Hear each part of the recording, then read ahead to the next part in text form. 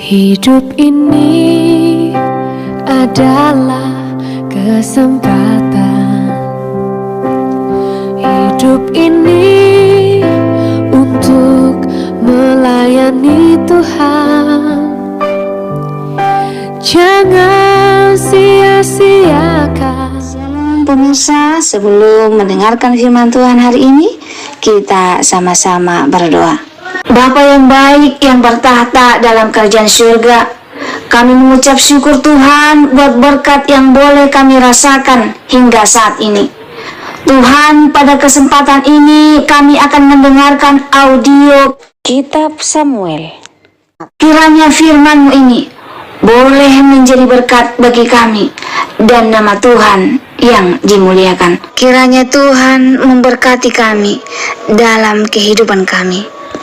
Mohon ampun dosa pelanggaran kami, karena kami berdoa dalam nama Yesus yang menebus kami. Berkatalah Ahitofel kepada Absalom, "Izinkanlah aku memilih 12.000 orang, maka aku akan bersiap dan mengejar Daud pada malam ini juga. Aku akan mendatangi dia selagi ia lesu dan lemah semangatnya, dan mengejutkan dia. Seluruh rakyat yang ada bersama-sama dengan dia akan melarikan diri, maka aku dapat menewaskan raja sendiri. Demikianlah aku akan membawa pulang seluruh rakyat itu kepadamu, seperti seorang mempelai perempuan kembali kepada suaminya. Jadi, engkau mencari nyawa satu orang saja, sedang seluruh rakyat tetap selamat." Perkataan ini disetujui oleh Absalom dan oleh semua tua-tua Israel. Tetapi berkatalah Absalom, "Panggillah juga Husai, orang Arki itu, supaya kita mendengar apa yang hendak dikatakannya." Ketika Husai datang kepada Absalom, berkatalah Absalom kepadanya demikian, "Beginilah perkataan yang dikatakan Ahitofel. Apakah kita turut nasihatnya? Jika tidak, katakanlah." Lalu berkatalah Husai kepada Absalom, "Nasihat yang diberikan Ahitofel kali ini tidak baik." Kata Husai pula, "Engkau tahu bahwa ayahmu dan orang-orangnya adalah pahlawan, dan bahwa mereka sakit hati seperti beruang yang kehilangan anak di padang. Lagi pula ayahmu adalah seorang prajurit sejati. Ia tidak akan membiarkan rakyat tidur. Tentulah ia sekarang bersembunyi dalam salah satu lubang atau di salah satu tempat. Apabila pada penyerangan pertama beberapa orang tewas dan ada orang mendengar hal itu, maka orang akan berkata, rakyat yang telah mengikut Absalom sudah menderita kekalahan. Maka seorang gagah perkasa sekalipun, yang hatinya seperti hati singa akan tawar hati sama sekali. Sebab seluruh Israel tahu bahwa ayahmu itu seorang pahlawan, dan orang-orang yang bersama-sama dia adalah orang gagah perkasa. Sebab itu kunasihatkan, suruhlah seluruh Israel dari Dan sampai Berseba berkumpul kepadamu. Seperti pasir di tepi laut banyaknya, dan engkau sendiri juga harus turut bertempur. Apabila kita mendatangi dia di salah satu tempat di mana ia terdapat, maka kita akan menyergapnya seperti embun jatuh ke bumi, sehingga tidak ada yang lolos, baik dia maupun orang-orang yang menyertainya. Dan jika ia mengundurkan diri ke suatu kota, maka seluruh Israel akan mengikat kota itu dengan tali, dan kita akan menyeretnya sampai ke sungai, hingga batu kecil pun tidak terdapat lagi di sana." Lalu berkatalah Absalom dan setiap orang Israel, Nasihat Husai orang Arki itu lebih baik daripada nasihat Ahitofel. Sebab Tuhan telah memutuskan bahwa nasihat Ahitofel yang baik itu digagalkan, dengan maksud supaya Tuhan mendatangkan celaka kepada Absalom. Sesudah itu berkatalah Husai kepada Zadok dan kepada Abiatar, imam-imam itu, Ini dan itu dinasihatkan Ahitofel kepada Absalom dan kepada para tua-tua Israel. Tetapi ini dan itu kunasihatkan. Oleh sebab itu, suruhlah dengan segera memberitahukan kepada Daud. Demikian, pada malam ini janganlah bermalam di tempat-tempat penyeberangan kepada gunung, tetapi menyeberanglah dengan segera, supaya jangan raja dan seluruh rakyat yang bersama-sama dengan dia itu ditelan habis. Yonatan dan Ahimaas menunggu di En-Rogel, dan setiap kali ada seorang budak perempuan yang datang membawa kabar kepada mereka, dan mereka pun langsung memberitahu Raja Daud, sebab mereka tidak boleh dilihat memasuki kota. Tetapi seorang anak melihat mereka, lalu memberitahu Absalom.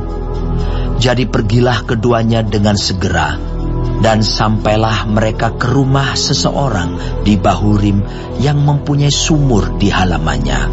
Maka turunlah mereka ke dalamnya.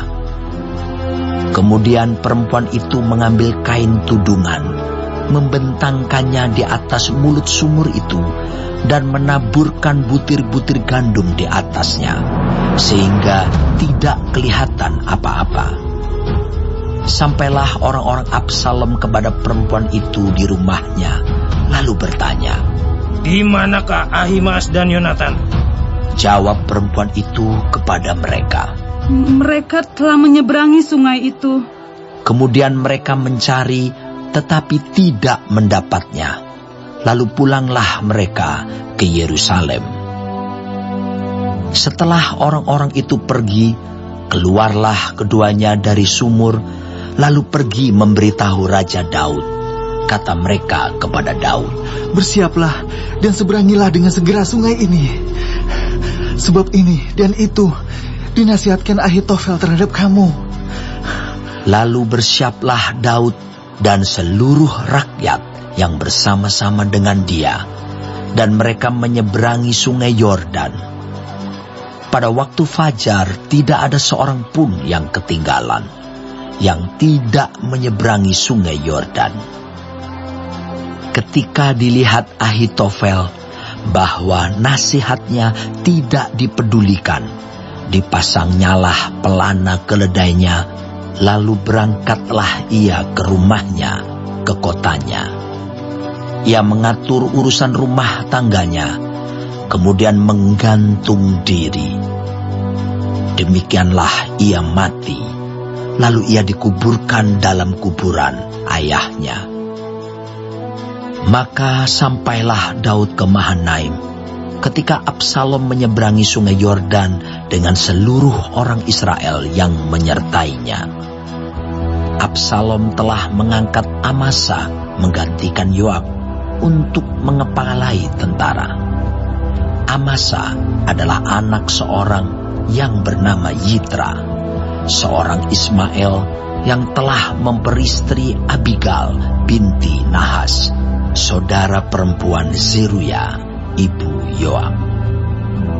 Lalu orang Israel dan Absalom berkemah di tanah Gilead.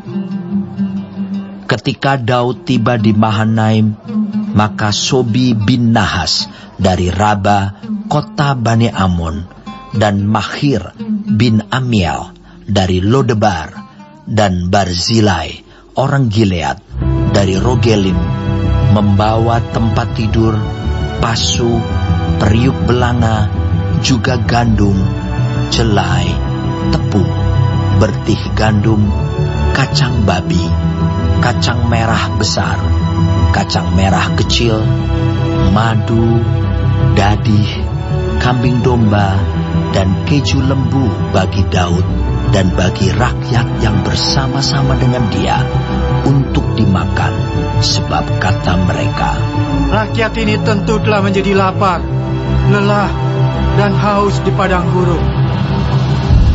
Baik, sebelum mengakhiri firman Tuhan hari ini, kita sama-sama berdoa. Bapa kami yang di surga, dikuduskanlah namamu.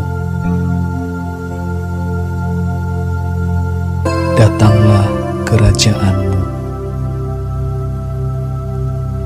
Jadilah kehendakmu di bumi seperti di sorga.